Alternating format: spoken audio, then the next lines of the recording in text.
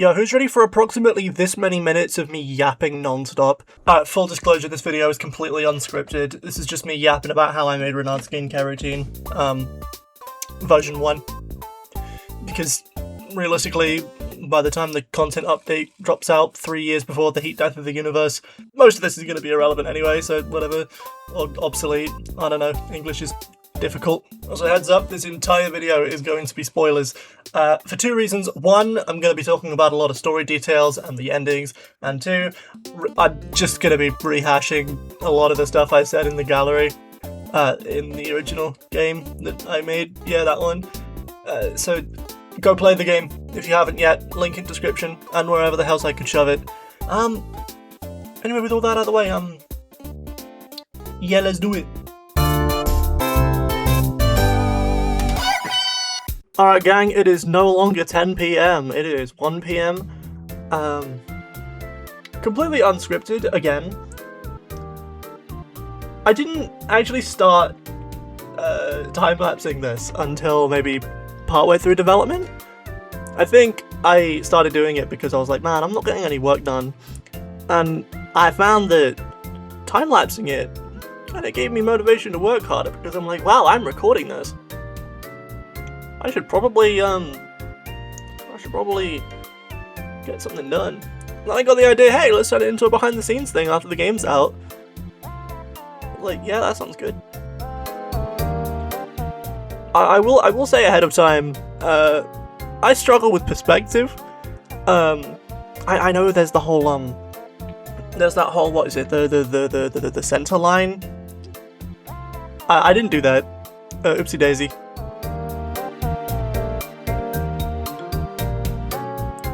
Also, if you're wondering, no, I did not take that reference photo. Actually, you saw it. I looked it up on Google. I swear I'm not plagiarizing.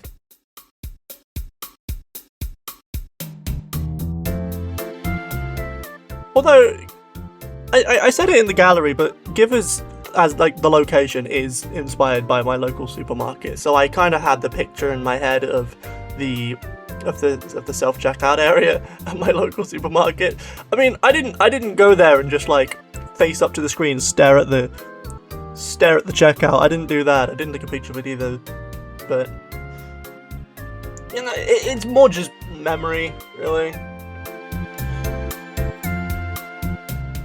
You know, they did do a whole remodel halfway through making the game. Like they have like new shelves and new shelves and everything with like doors. So I suppose that the current version of Givers is a bit of a time capsule in that regard. Oh yeah, no, I decided to do like the actual font because like usually they're not, like, usually the signs aren't handwritten, are they? They have, like, you know, typed out, you know, fonts and stuff. Although, you know, the handwritten stuff does kind of fit with the style, but you know what I mean. Making the screen! Making it separate and then putting it on the screen area of the checkout. It's kind of made sense in my head, you know? And I am completely winging this.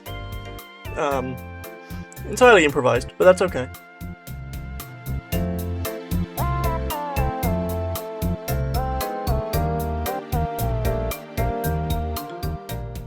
Oh, you can see there I almost put the pond symbol on the coin there, but I said, nah, let's make it a little more minimalist.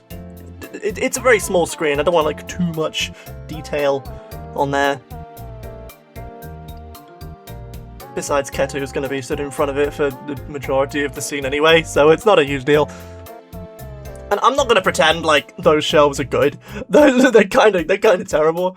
But I figured, oh, they're blurred, it'll be alright. I do have a strategy in mind for the content update, making, like, you know, improving the backgrounds. I won't spoil anything yet, but just for improved backgrounds, because that's... I'm more used to drawing characters, so backgrounds are a bit of a weak point for me. Alright. Ivesius Square. You can see here what my strategy was going into this was just look up a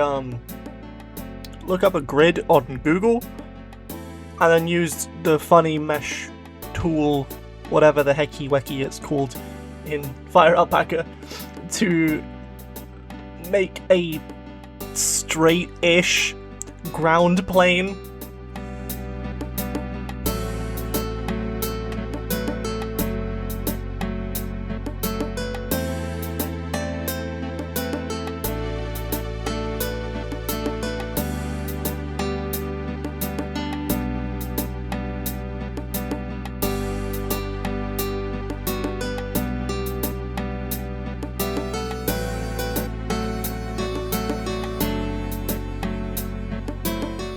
In case you're wondering why there's a clock tower on top of Givers, I don't know. I swear, like, a lot of British supermarkets have those, or at least used to have those. I don't know if new ones still do these days, but I know they used to. Right, here you go. Look at that, the bottom wall there. There's just another example of me not being great at perspective. That's okay, you know. It doesn't have to be perfect. It's okay. If anything, it's a learning experience. So yeah, fun fact, the clock actually does change, depending on what time it is. You'd think it would do that, but I don't know, it's a background. I had to export entirely new backgrounds for that bit. It's just something you wouldn't really notice, I guess, unless you were looking for it.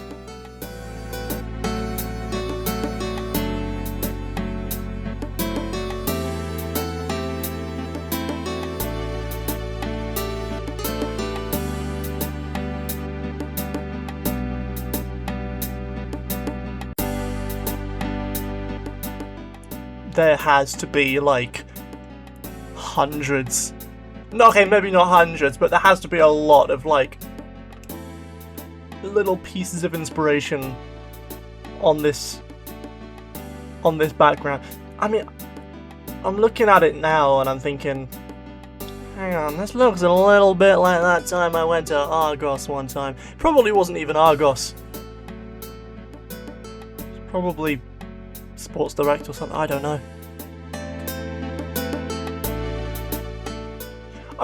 This probably just sounds like me just rambling, which really it is, but I don't know. My point is, there's probably a lot of little things that I have done in my life, and places I've been as a kid, that just kind of culminated in this. Ah yes, brick texture, my beloved. I'm gonna be real with you, I don't remember putting those little details in, but you know what? There they are.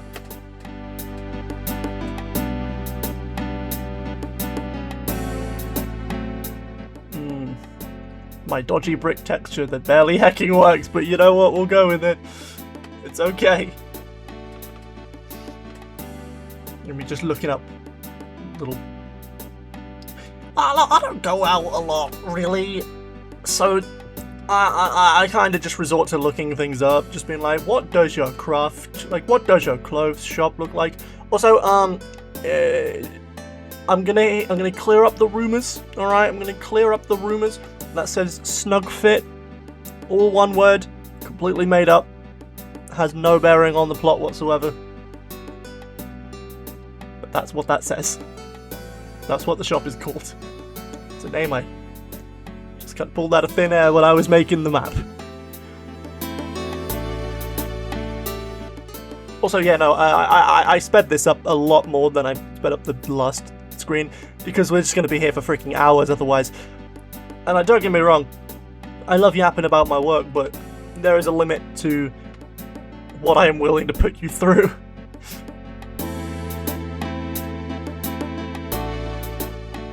So I didn't mention it at the time, but yes, I did just straight up copy paste the logo. I mean, I don't know why that's anything special.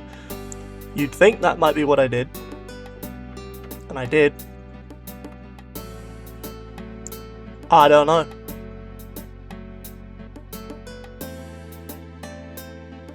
Again, some really naff just interior there. I mean, again, it's blurred. It's probably fine, but still, like...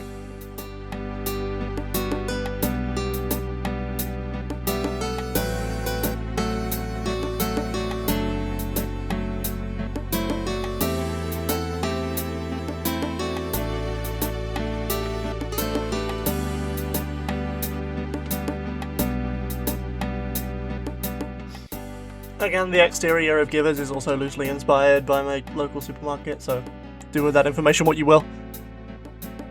Unless that's doxing me, please don't.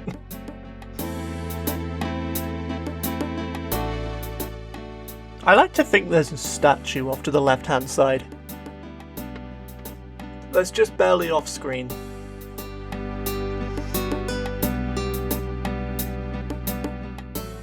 Probably dedicated to, like, a god of some kind.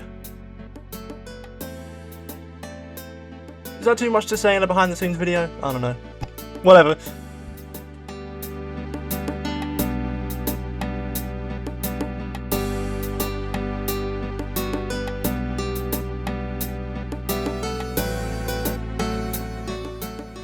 Lovely.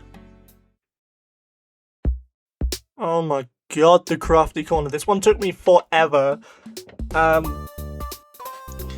No, genuinely, it's this time lapse is split into 4 videos. If that's any indication. The other 2 that you've just seen, Ivisia Square and the Givers Checkout, were 2 videos each. So make of that information what you will. This one had a bit of everything. It had you know, perspective. It had a bunch of details on the shelves. I'm not even gonna go there right now. You'll figure it out.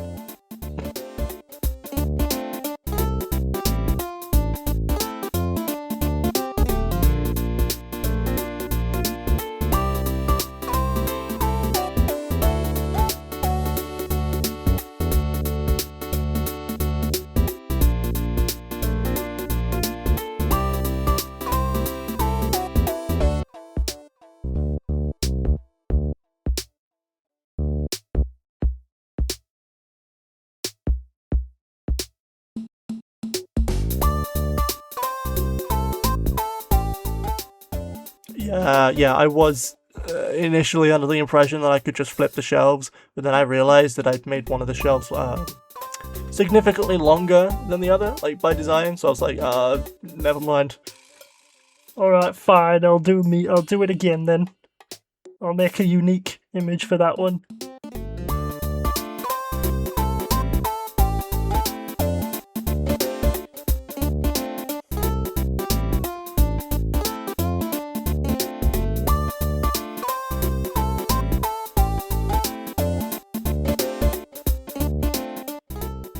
I don't know if I missed something while I'm rewatching over this, or what, but I don't know what the inspiration for that, like, table in the middle was. I don't know where I got that leg design from. I probably got it from somewhere.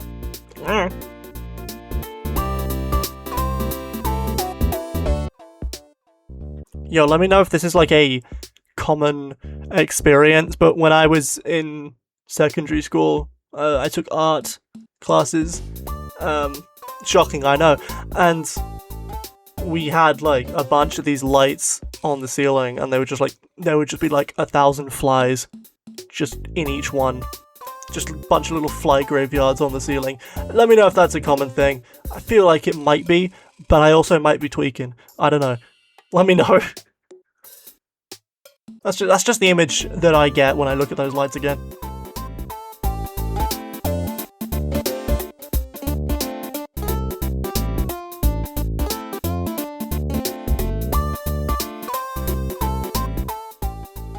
Ah, here it comes. Now, or rather, my mother is a very avid tailor, or sewer, whatever the hell you want to call it. So I spend a lot of time, or rather I've been exposed to a lot of sewing tomfoolery, like thread and fabric and that. And so I felt like, you know, in a craft shop, I kind of had to. I feel like I'd be doing a little bit of a disservice to myself if I didn't have a bunch of these, like, wool or yarn bits on the shelves. This alone took me freaking ages, by the way.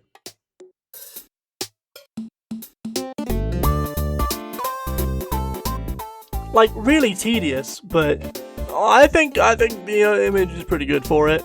Oh yeah, the thread, what do you call them? Like, there's a word for it, but I can't think of it. You know, you can see what they are, the little things that the thread is woven around. I've seen a lot of those in my time as well. And then me running out of ideas, I just copy-pasted a bunch of them in.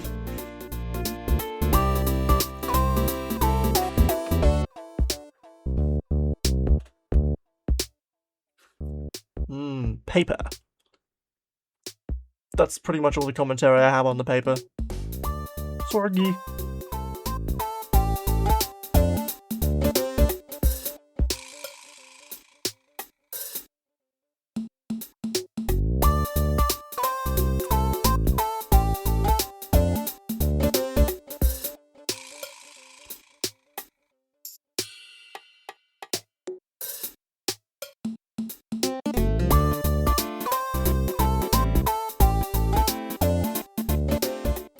Like, I already had, like, an idea of what I was gonna put on what shelves. But, like, having the idea and then figuring out what exactly you want it to look like what kind of labels you want to go for or whatever, that's something else entirely. And, like, at this point, I had already spent freaking ages on this image, and I kind of just wanted it to be over and done with. Not that I was rushing, you understand. Oh, hell yeah, spray paints.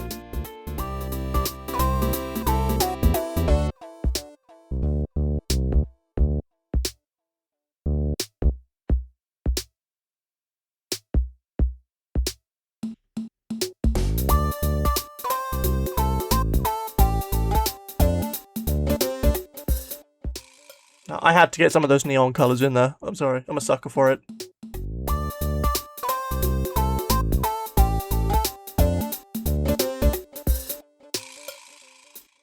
Yeah, why did I... Just thinking about it now, why did I do the lighting before I coloured in the table? You know what? Whatever. It's fine. I think I'm probably going to start making the NPC soon.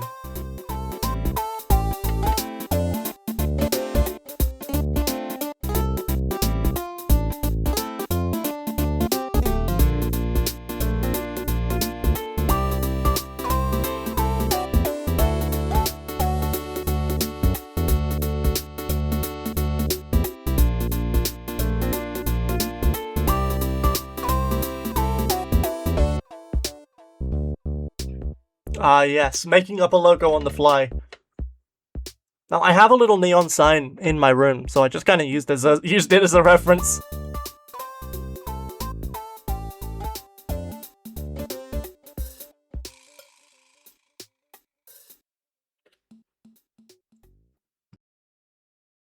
Alright, I'm not gonna lie to you. This one gave me a lot of trouble. I don't think I have the original recording of me trying and failing abysmally to make this pose look good, so you're gonna have to live with the new one. Sorry.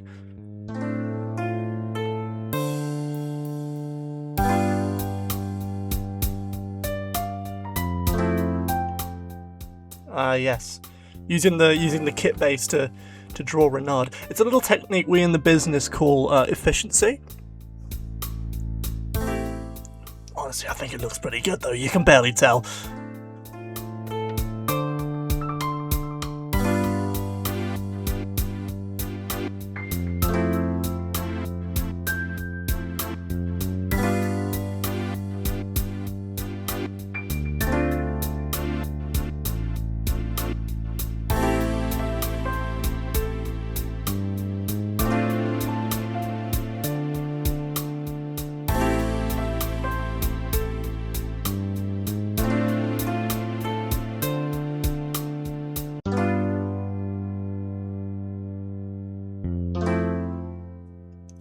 Yeah, that's another thing I kind of struggle with is, drawing the face the same every time. I don't know why, I just struggle kind of with that.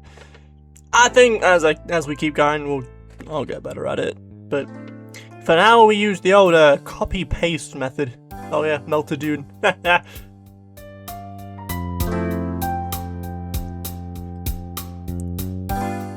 Yeah, see, this one's interesting because I had to like do 3 different outfits. Well, 2, because this scene is technically accessible in every ending except the Bringer of Chaos ending. So I needed to do every outfit except the Chaos outfit. So really that just meant doing the pastel outfit and the default outfit, and then just adding chalky milk stains. That's something else I want to do with the content update is, with the kind of full screen scenes like this one, where there aren't any of the funny dialogue portraits like there are for most of the game, I want to add more poses and more facial expressions. Because for the most part, these, and when I say that, I mean it's literally just like, it's exclusively the this scene and the coffee shop scene with Clover specifically. Although the content update 100% is going to have more of those. Yes, here we go. Doing some flower research, looking for some flowers that bloom in April. Because of course this scene is on April 1st, right? So I was like, alright, what flowers bloom in April? And then just picked some. I'm gonna be real with you, I do not remember what these are called. Whoopsie.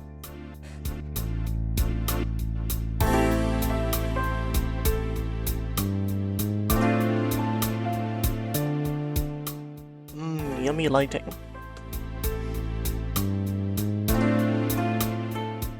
Alright, here we go.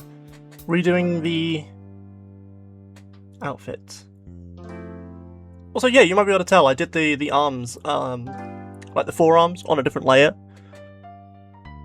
just to make it easier for me to put the freaking railing underneath there, but over the rest of the body. Just made my job a little easier.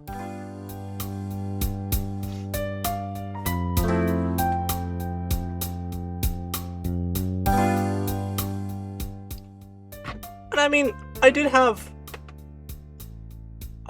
a couple of different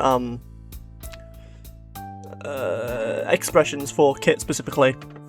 Like he has the huh kind of expression, and also this one where he turns around with the googly eyes on his back. So I've got a bit of a start, and there's also the bit where Renard says that they smile and then they don't. Whoopsie.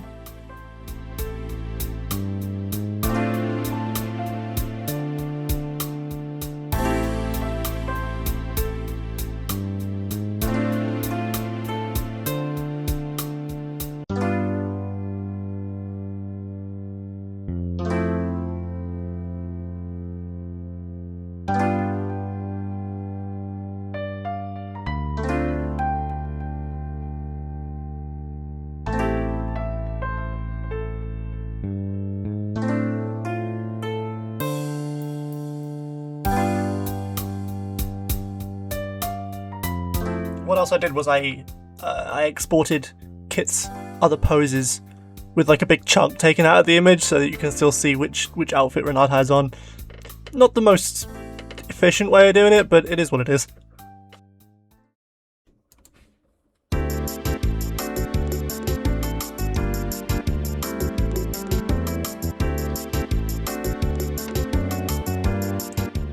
You know, I surprisingly don't have a whole lot to say about this background, other than the fact that,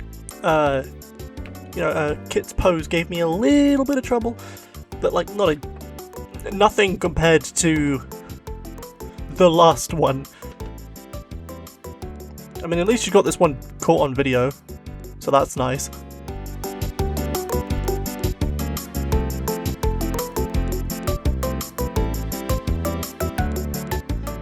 I guess it's just kind of cool to have multiple views of the same room. I don't know.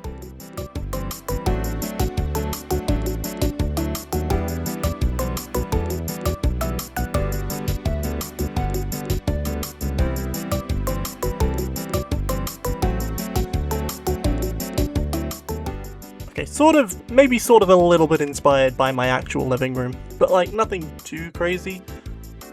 Actually, wait, no, looking at it now, yeah, there's sort of.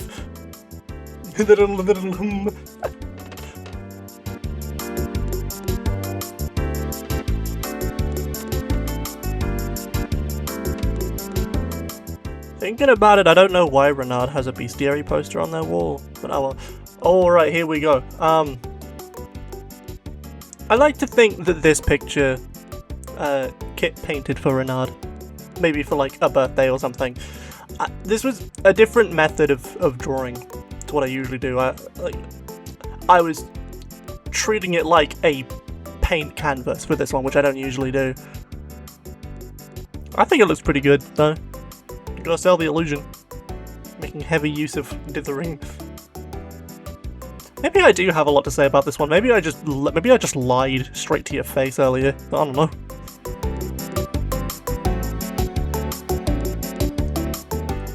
If I lie and I don't know in the moment that I'm lying, like I think I'm telling the truth, is that still lying? We're out here asking the real questions.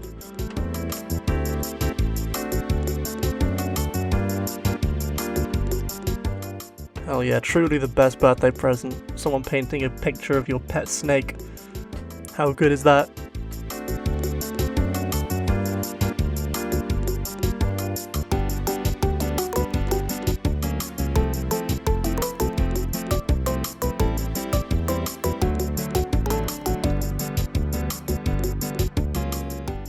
You know, maybe I lied again. Maybe this is another one of those scenes where there aren't any dialogue portraits, but there are instead, you know, there's just a picture with everyone already there. Although, I say that, this scene doesn't have any dialogue, it's just Kit playing games for approximately 4 seconds. So, does it count at that point? I don't know. I really don't know. Also, now's probably as good a time as ever because unfortunately the bunny box background, I don't think the footage is here. So yeah, now's as good a time as any to mention that the BitPlay 3 is sort of a mishmash reference of like Xbox and PlayStation. It's not really either one of them in particular, it's sort of like a mix of the two. Mainly because I grew up playing on an Xbox 360. And I currently have a PS4, so it is what it is. I don't know.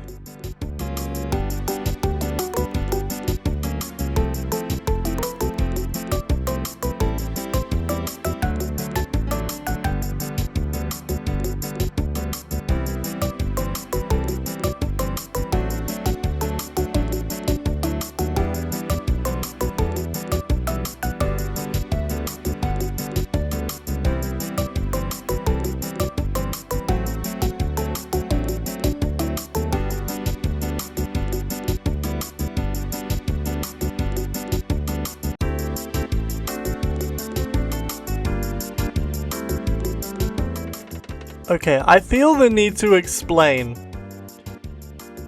that this Renard pose, just like the previous scene, or this scene is only available if you had the last scene that I showed off, the one that you just saw with Kit and Renard on the balcony, which means you can get this scene on 3 of the 4 different endings, which means I need to have Renard wearing different outfits. So I did in fact draw them butt-ass naked, and then draw the outfit on top of them. I swear to God it's not what it looks like, but I'm really just digging that deeper hole for myself, so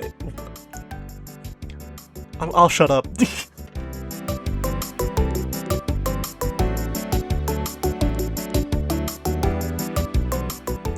Actually, no, I won't, because I will also say that this game has given me a lot of practice that I wouldn't have otherwise. It's given me practice in drawing backgrounds, it's given me practice in drawing poses, some more unique poses, so that's exciting.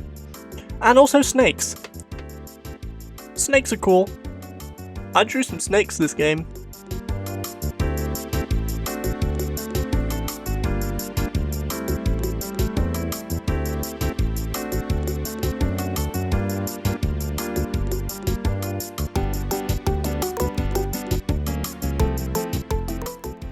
Man, rewatching these time lapses just makes me want to draw again.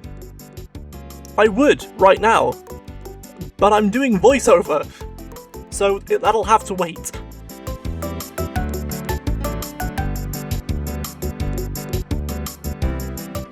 Yeah, here's the $1 million question. Why did I do the pastel outfit first?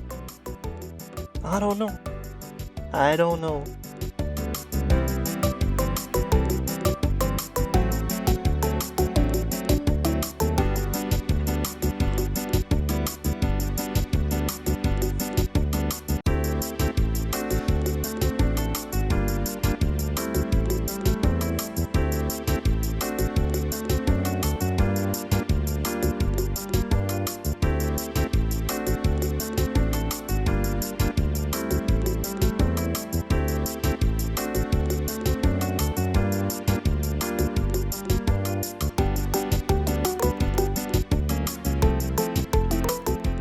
I also, when I teased this, I had to point out Renard's holding a snake. The brown thing they're holding is a snake.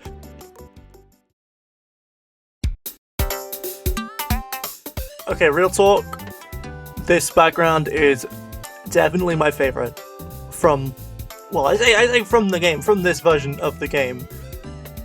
Because again, content update, new stuff. Something could very well take the title. I don't know.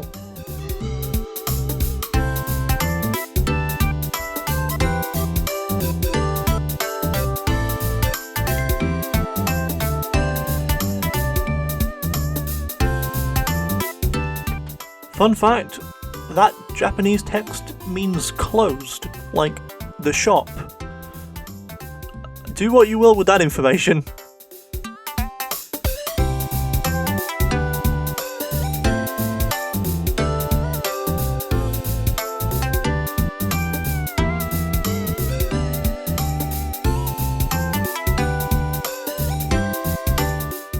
Some random brick texture I got off Google. I forgot I did that actually. I mean, it worked in the end.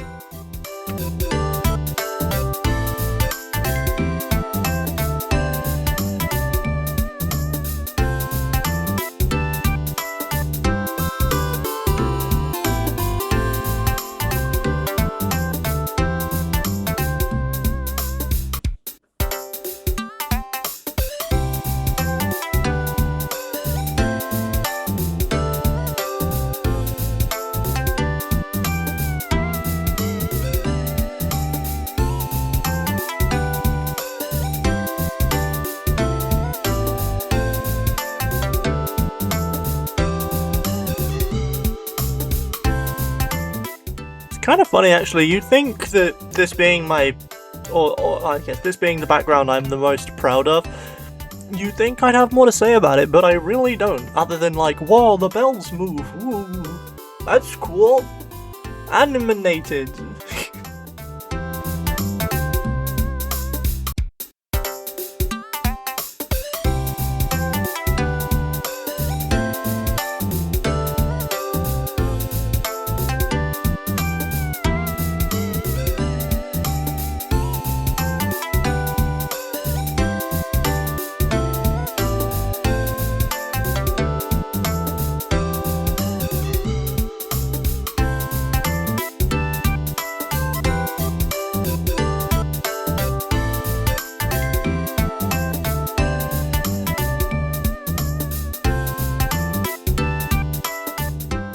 Oh yeah, also baby's first time drawing shoji doors, or shoji screens.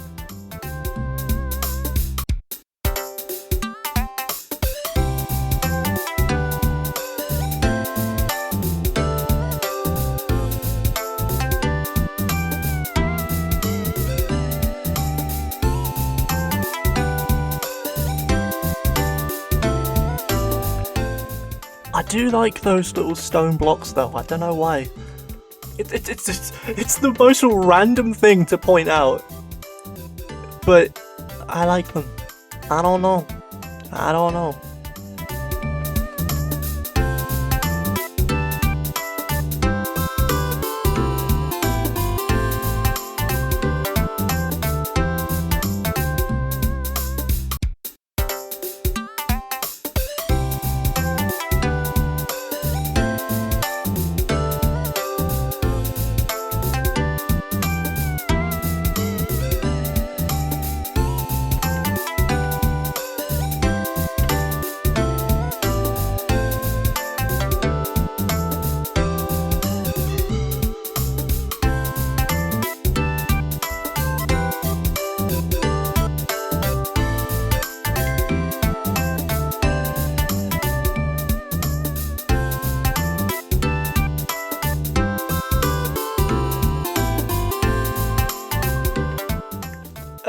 Again, a similar thing to what I did with the Givers checkout, where I just like, it's normally done, like signs normally aren't handwritten like that, and I like the main sign of the Maneki Neko being like the exception to that rule.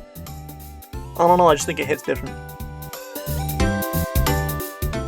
Alright, yeah, I had to do a little bit of research on what to actually put here. I don't know. You'd think I'd have already decided that, but surprisingly no. I did not.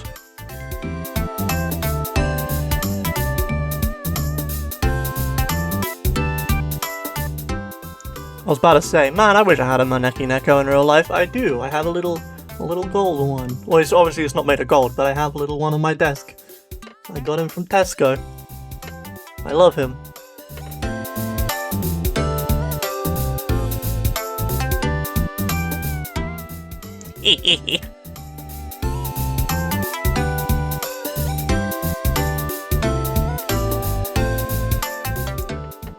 Research moment.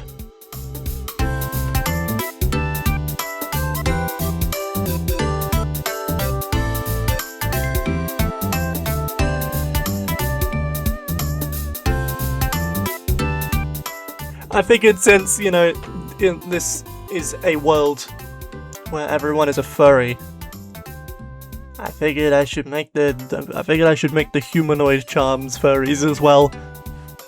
I don't know why I went with a dog. Maybe cat on one side, doggy on the other, I don't know.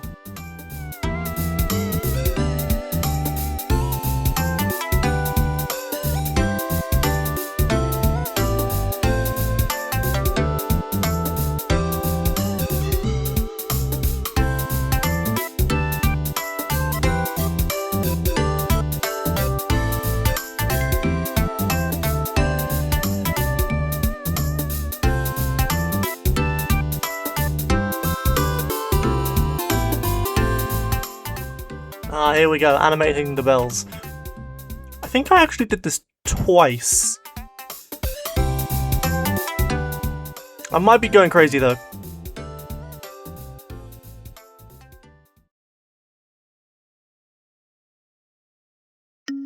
You know what, Ari's house was fun to draw.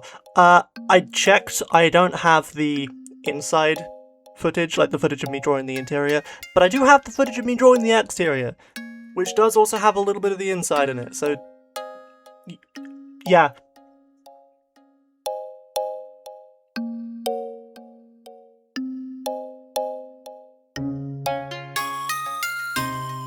And yes, I did have to look a lot of things up. Again, I'm a hermit, I don't go out a whole lot. They call me Mr. Hermit Crab. Yeah, that's the fun thing. With how I did the backgrounds for this game was, if it's blurred, I didn't put a whole lot of effort into it, I just made it kind of rough, because if it's blurred, it's gonna look fine anyway. And I'm just gonna say it, a lot of the manga in Ari's house is references to either VTubers or the occasional little lore hint, maybe. I might have to go back and look at those again. Go gadget, door rotation. Anyway, next section!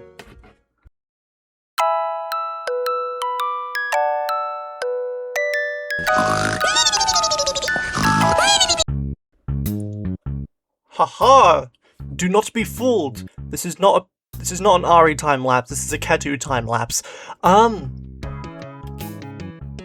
think what's interesting about this specific one is that I drew Ketu's dialogue portraits in his alternate outfit, which he actually does not wear at this point, or in this version of the game.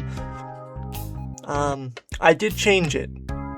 I changed it back to his original fairly late, I think. I might be misremembering, but I drew him in this fit first.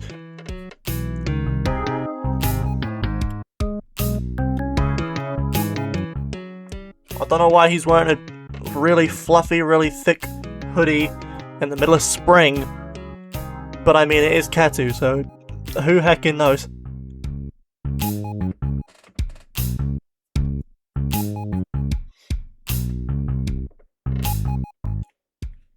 Ketu's scenes were also fun to do, well, specifically his scene in Givers, because I had to, he's a short boy, and I had to make sure he wasn't covered too much by the dialogue box.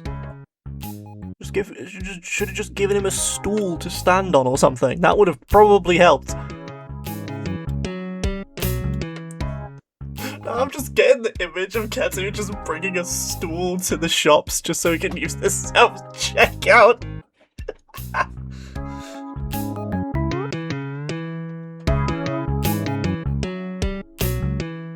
Yo, Ari, you don't mind if I just steal your eye for a second, do you? Awesome, thank you.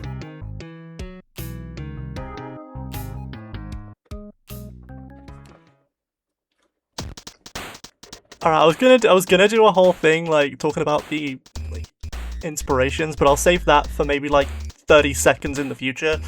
I just want to talk about Clover.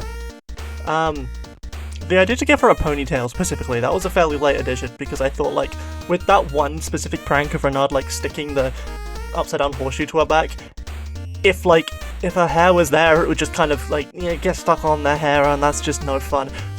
Also, I'm a sucker for ponytails. I think they're really cute. So,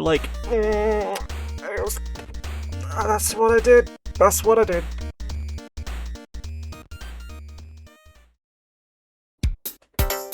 Alright, this is the last time lapse that I have for the video. And I have a little bit more time to talk about my process. Just while you watch me draw other short boy Ari. Inspirations. You might have noticed that the way I did the different positions, or not positions, the different expressions, the different dialogue portraits, that's what I'm trying to say, for the game was their bodies don't really move. It's only the faces. That's a little stylistic choice that I don't know if I'm going to stick with, but it was a stylistic choice for this version of the game specifically. Kind of inspired, one of the only visual novels I've ever played was Doki Doki Literature Club, so that kind of naturally had something to do with it. But also, there's another visual novel I played sort of for inspirational purposes, but also just because I wanted to. It's a fairly obscure, I think, I don't know, little furry Yuri visual novel called Magic Exposure. It's very short. You can finish it in one setting, and it's $3 on Steam. But in that game, it's mostly the same thing, just the faces change, not really the poses.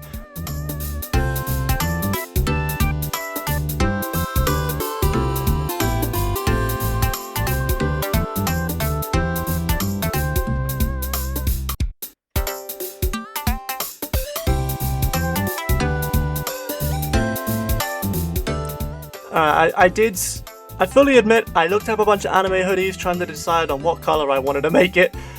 It's not the most scientific way of deciding what color attire your characters shall be wearing.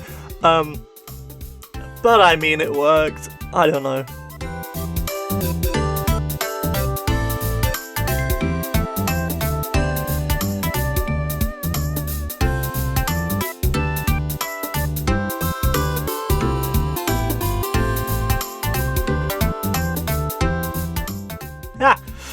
I think with this, I probably had to go do something.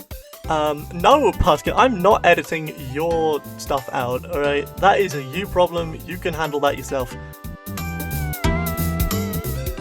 Okay, so this Japanese text, I believe it says, Umi no Jo, which I think means Queen of the Sea, which is that anime that Clover and Ari watched one time.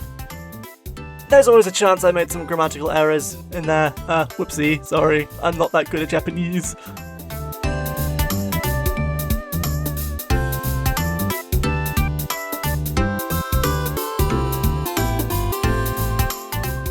Yeah, I had a lot of fun drawing Ari. I like Ari a lot. They're really cool. The hell was I doing there? Oh yeah, trying to make new expressions, I see. Yeah, that's about that.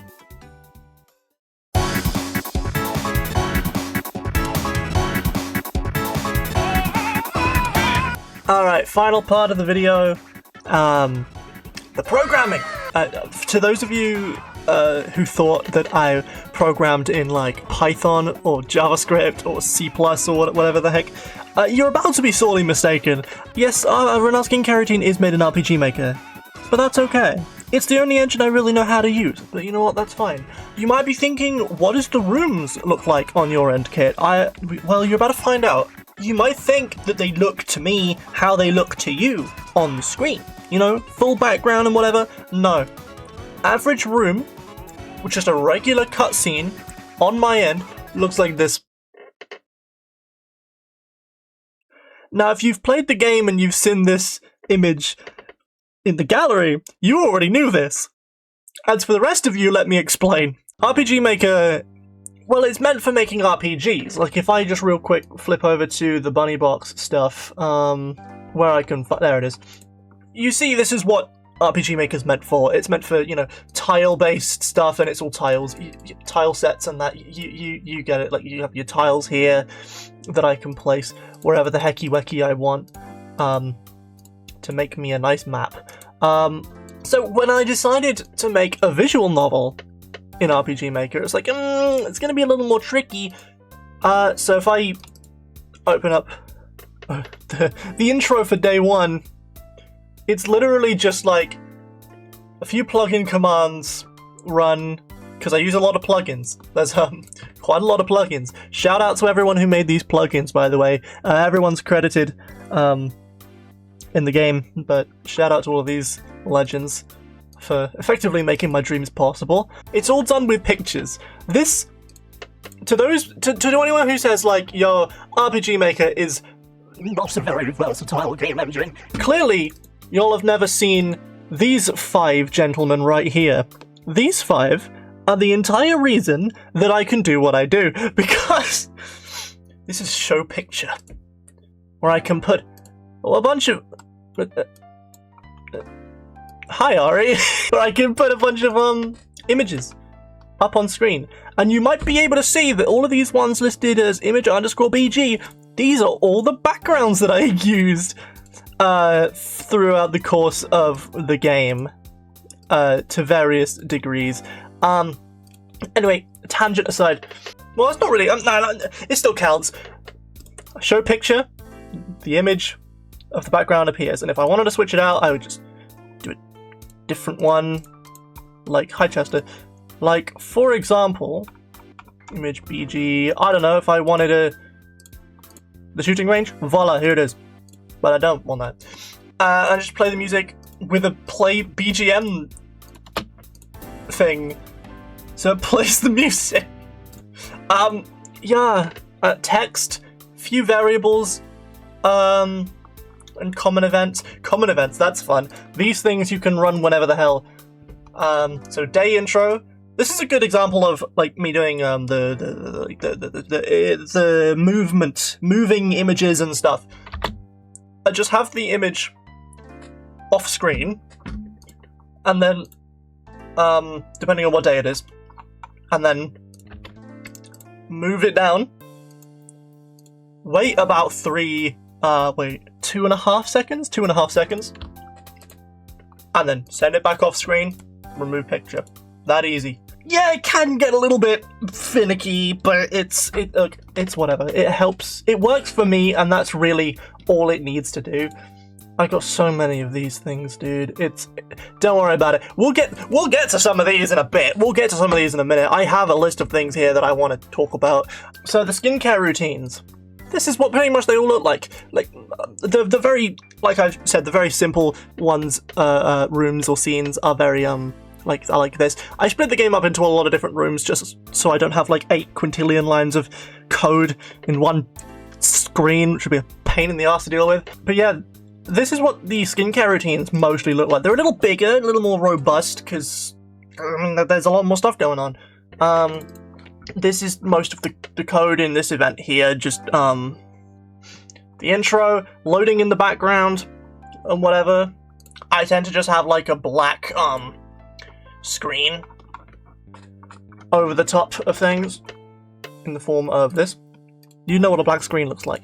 And then I load everything underneath it, and then I move the image off the screen from the previous one, from the previous room, that is, revealing the UI to a bunch of images, as you can see, entering the screen all at once. So just this bit's just the intro. This page is just is the cleansing, then moisturizing. No, cleansing, toning, moisturizing. So I kind of split it up so it's a little easier to deal with. Oh yeah, these are all of Renard's poses. Again, the animation is done just by changing the image twice a second. It's not the fanciest way of doing things, but again, it works for me, and that's all it needs to do. The scent icons, depending on what value this variable is set to, it'll change the icon in the little top left of the screen to whichever your dominant scent is, or mixed, or null, whatever. Stat icons, scent sparkles, you can imagine how that works. If the double bonus is active, then it'll just set a random point for the sparkle, and then it'll just like sparkle in. Only one sparkle's on screen at once, by the way. I don't know what you want to do with that information. And then these are the options that you get for your skincare routine. The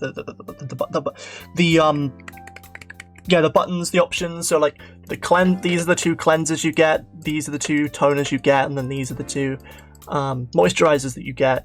And that's pretty much the same for all of the skincare routines, with the exception of the last one on the chalky milk ending, because then it has a little bit of extra code in there to, for the whole Chester scene.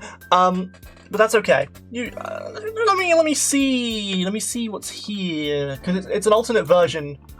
Oh yeah, no, you see here. Oh yeah, there's Chester, the glow effects, some fancy stuff going on there. Because the screen gets darker, and that's a whole process in and of itself. But yeah, that's the skincare routines. The main thing I want to talk about, that I have the most really to say, is the test room. Now, the test room you can't usually access, but out of the goodness of my little fops-shaped heart, I will show you what the test room looks like. Here it is. So you can see it testing the dialogue sprites, the box, the text box. The timer's being tested. Nothing happens if it runs out, by the way. Don't worry. Don't panic. Don't panic, Mr. Mandarin. It's okay. The Fuchs Lounge background. You can see there's codes. There's a bunch of different codes I programmed in just to help me jump around. I'm probably going to improve the system a little bit when I make the next game, which is going to be Tobi's Cube. Ask my chat, don't worry about it. Continue, it's just test some more dialogue. Oh, resize window.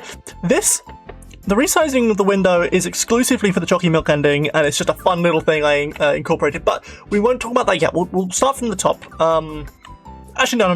We'll start with continue. Just some kind of dummy text that helps.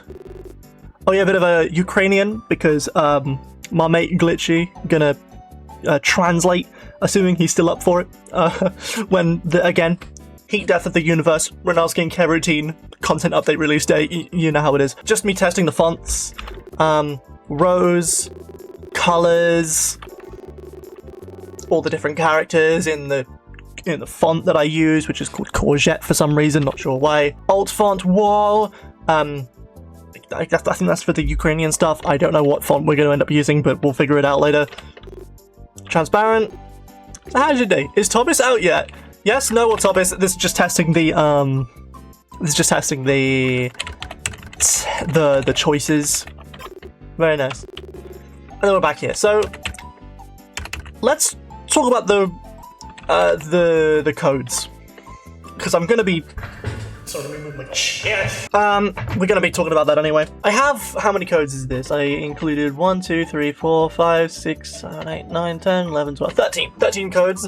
I won't do all of them just because we'd be here for freaking ages. But there's STB, which stands for stable, which takes you to the stable minigame in day 1.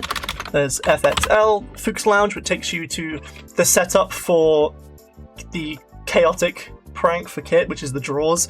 For some reason, there's BXB, which takes you to the bunny box minigame. CCF, which I believe is Clover Confetti. Yep, the confetti scene with Clover. Completely going off of the whole 3-character thing. There's there's Choc for the skincare segment for the Chocky Milk ending. There's Norm End, which is the normal ending credits. There's Chester, which is the actual Chester scene in the Chocky Milk ending. There's the Daruma Doll ending has like 3 different codes for like all 3 rooms that cutscene has. There's Doll, which is like the beginning of that scene. There's Ari, which is the meeting Ari during that scene.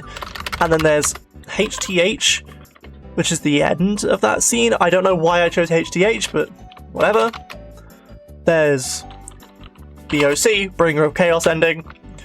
There's D3A, which is weird, which takes you to the credits of the morning skincare for day 3, or for the results screen. I don't know why the results screen in particular of that one, but whatever. And lastly, there's the I'll do this one. There's code, which triggers the bunny box code sequence, which is actually broken in the test room, but I swear it works. I swear it works in the final game. Anyway, let's talk about resizing the window.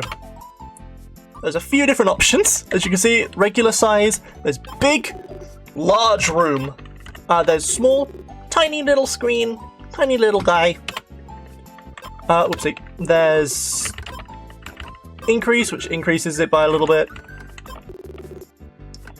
There's decrease, which decreases it by, pump, which tests out the pump thing from the actual end of the game. You know, the douche douche douche douche douche douche douche douche. You get the idea. Okay, next thing I want to talk about is the title screen. This is what the title screen looks like on my end. This is just the. Oh yeah, this is getting overlaying the black screen over everything while it loads. Getting everything in place, like showing all the pictures, like rendering the images for the background, and clearing a clean save for the. What's clean save data do again? It's been a while since I've looked at this. I'm sorry. Oh yeah, it just turns everything off in case you want to start a new save, because normally, okay. Tangent. RPG Maker has its own title screen, which lets you make, new saves or whatever. I'm doing it, as you can see, not with that. I have a custom room title screen. So what actually happens is when you open up the game, it just skips the regular title screen and goes straight to this room, which means that by default it has a clean save, so you can do whatever. But when you finish the game, it takes you back to the save. It takes you back to the title screen. And so I need a way to, if you decide to do a new save from there, it's just going to be on the same save file, technically, because of just how RPG Maker works. Trust me, bro, that's how it works. And so I have to find a way to reset all the data that needs resetting, so that nothing breaks on a second run through. That's what that does. Anyway. Black screen lifts, title screen does its thing. This is the code for the actual buttons, like going left and right and selecting whatever each of the buttons does. Like, goes through and then what happens if you press select and each one is selected. Like starting the game, loading, options, exit, gallery, bug report form, right? Speaking of buttons, these are the buttons down here. Just exclusively the images for the buttons, so you can see it. Puts them here on the screen, and it's nice and animated. Just so you know which one's selected. So you got new game, load file, options, and then it would be gallery, exit, bug report. Because I added the gallery later, so it's over here. I don't know why I didn't just move it, but it's whatever. You know what? I'm moving it right now. Heck it. Who cares? Save. Thank you. Each button has like its own value on this variable, select ID. So the new game is ID 0, because in computer science everything starts at 0. 0, 1, 2, 3, 4, 5. Right, and that number will tell you what happens when you press the button, which button is activated, so which animation should play, etc, etc, etc. And then this is gonna be kind of annoying. Each one of these determines which stickers show up on the windscreen, on the mirror. It's sort of this game's version of achievements, like which endings you've gotten, etc. There's definitely a better way of doing it that did not require 5 events, but oh well, that's something for the content update. I guess I'll fix that, or maybe I won't. It really doesn't matter. But hey, it's at the very least, it's something to go into the next game knowing. Just leaf animations, logo animations, so it puts the logo on the screen, and because it kind of it does the line boiling effect, but then also goes up and down very slowly. Anyway, next meme, gallery. Bit smaller, surprisingly. Code. Oh my days. So, clears all the pictures from the title screen because that's something I have to do manually. Starts the music. You get the idea. Foreground and whatever. And then it needs to figure out which of the things in the gallery the player has unlocked, because you unlock different things just by playing the game and reaching certain points, because otherwise, spoilers. So there's a lot of if statements, geez, holy Yandere Simulator flashbacks, and then just the content, or the thingamajiggy. Yes, this does the, like, oh, hello. Oh yeah, that's the back button, so it needs to remove all of the pictures. There's freaking 55 pictures or something in the gallery. Well, not quite, but there's a lot of pictures in the gallery that need to be sorted out. Anyway, yeah, whatever, there's that. The hand cursor. Pages upon pages. I actually had to split this into 2 because there wasn't enough pages for the way I was programming it. Is there a better way of doing it? I don't know. If there is, I didn't find it. We're just deciding where the hand is, where the cursor is pointing. Anyway, bit of a palette cleanser. Here's Renard Jr. It's literally just it's just a variable that just chooses a random pose for RJ to be in. Look at him. I love him. Very, very normal and simple and easy. Skincare segments. Again, oh yeah, I need to talk about the scary code. As if this wasn't already scary. Add scent. I dare not touch this because it broke right before release, and I managed to fix it. But it's the way that the game,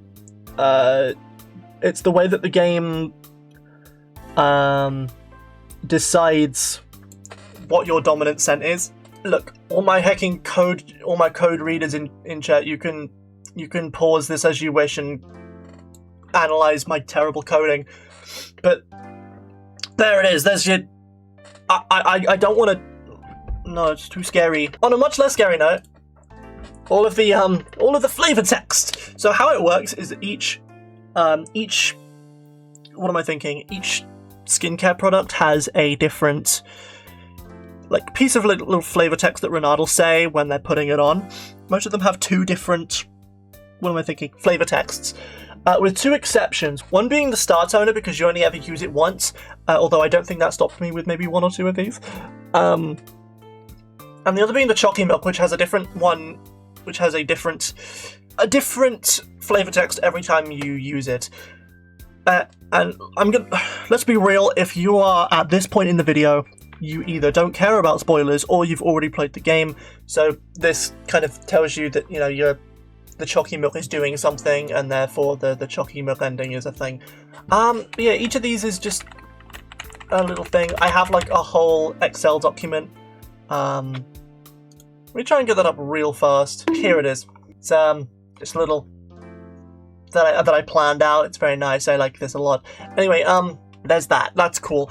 What's next up? Oh yeah, the stable minigame from day one. Here it is. This is probably a little more what you were expecting. The background is actually done with this image, this stable image, parallax_stable sky, which if I take it off, you can see how much of the map is actual tiles. I did it with the parallax to have the kind of front move faster than the back, you get the idea. I do actually have another image with stable bushes, with bushes that didn't actually end up getting used because I couldn't get it working in the moment, but yeah, that's a thing for the content update. Now, how this works is also a little tricky, because it's been a long time. Sunray is very simple, it's just an image over the top that moves a little bit. Just for the effect, really. The continue... I think that's... honestly, I'm not even sure what this does. I really should, but I don't. That's me. I'm your game dev. This is who you trust with the programming. Oh yeah, there's the count of how much wood is left. Funny wood up here, and each one's a different image. This is the planks. See, RPG Maker does have character sheets, but I didn't use them very much. Well, except for Bunny Blocks, as you can tell. For the main game, I didn't use them much. I used them for this scene, of course. Like, you can see Clover has, like, a whole set of animations. She has two, actually, for different things. So does Renard. Renard has a regular animation set of just standing and walking, and then one with, like, holding the wood in their hands, in their paws.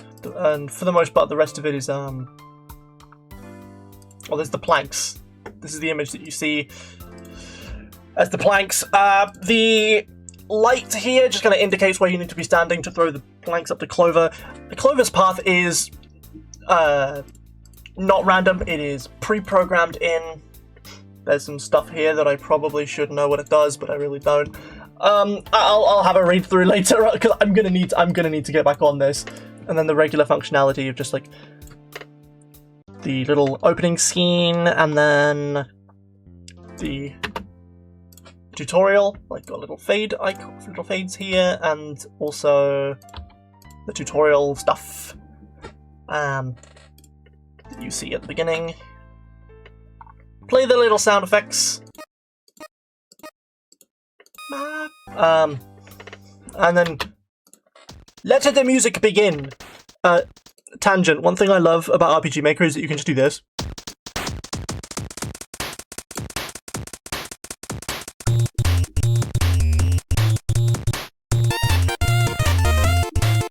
A lot of fun. Anyway, then it just sets the location, and then oh yeah, this is the timer. That's right. That it tells it figures out. Do you have how much wood is left? If there's 0 by the time if there's 0 when the timer runs out, then you're fine. You win, and then you get the like yay. And then it'll complete thing. The restart thing just takes you to a room whose only purpose is to reset some variables. I don't know why I did it in a different room. Probably just out of, like, I don't want to mess anything up. Last few things is day 5. So there's 4 different pranks you can do for each of the 3 characters, like, you know, Kit, Ketu, and Clover. I split it up into groups. There's 5 groups of pranks, and the game selects 1 from each. Like, only 1 of these can happen at a time. Or only 1 out of this group can happen on this playthrough. Anyway, the final thing I want to talk about is Bunny Box. Oh boy, this was actually a really nice breath of fresh air, because after having the entire rest of the game look like this, it was nice to, you know, have some freaking, actual imagery. With the Blue Cross thing, which you'll be learning more about those eventually. The curtains and everything. And then actual tiles! I can use the tile sets I can use RPG Maker for its intended purpose. And then again, this is where most of the character sprites come in, like, you know, the bull is here, you know, the guard, several different things for the twins, like sitting, and then the dinghy, and then the regular ones, which are... Where are they? Here they are. Yay.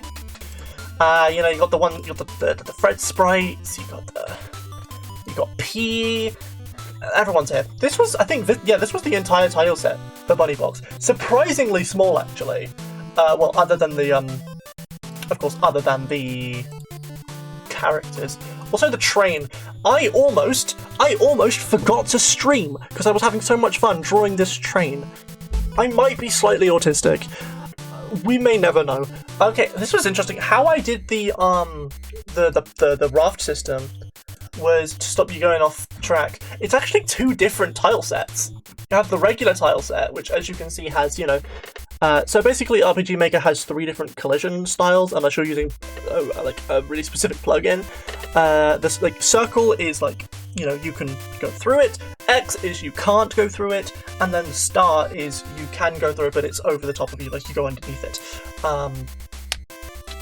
One of these tile sets is the regular one, where you can see you can go through the grass tile, but you can't go through the water tiles, and then the dinghy version, where you can go through the water tiles, but can't go through the ground tiles. It's basically seamless. Love it to pieces. There's a bunch of these, you know, it's just scenes upon stuff. A few things. Actually, with this scene, fun thing you can do. You can, if you stay in this room, P will catch up to you and be like, "Yo, hang on, I gotta talk to you first before you go." But if you manage to get out of the room before she spawns in, she'll be like, "Damn, you're fast!" Just a fun little thing I added in.